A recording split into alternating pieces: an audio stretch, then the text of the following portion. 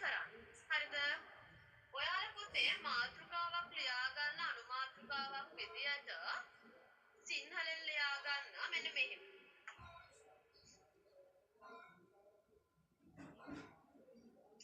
මාතෘකාවක් විදියට ලියා ගන්න දෙමළ අකුරු හඳුනා ගනිමු.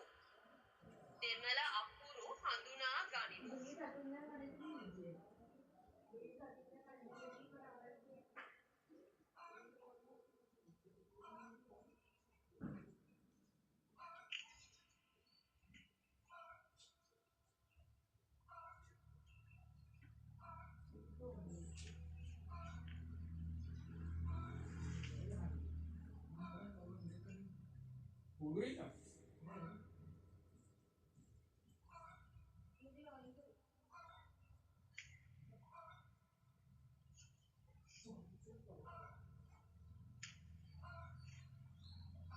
දෙමළ අකුරු හඳුනා ගනිමු.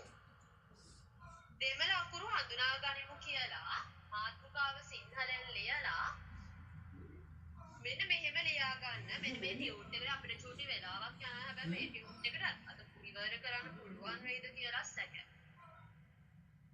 ඒක ඔක්කොම ඉවර කරොත් අපේ සතිය අපිට අලුත් මොඩියුල් එක පටන් ගන්න පුළුවන්. එහෙම ප්‍රශ්නකුත් නැහැ. ජනවාරි මාසෙටම මුල් වෙන්න පටන් ගන්න පුළුවන්. තව එක සතියක් තියෙනවනේ. ජනවාරි මාසෙට කලින් එක සතියක් තියෙනවනේ. අදද? හරි.